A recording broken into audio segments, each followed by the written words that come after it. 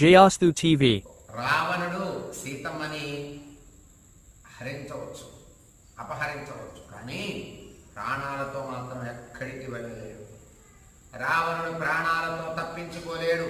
సీతమ్మని ఎవరూ లేని సమయంలో ఎత్తుకొని పోవచ్చు, దొంగిలించవచ్చు, హరించవచ్చు, కానీ ప్రాణాలతో మాత్రం ఎక్కడికి పోడు. ప్రాణాలు నా చేతిలో పోవాల్సిందే.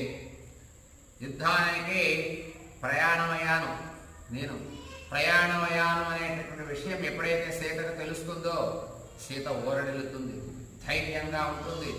ప్రాణాలు పోయేటటువంటి సమయంలో అమృతం తాగి ప్రాణాలు నిలబెట్టుకున్నట్లుగా సీతమ్మ నేను వస్తున్నాను అని వార్త తెలియగానే అంత ఆశతో జీవిస్తుందయ్యా. సీతాం కృత్వాతు తద్వాతు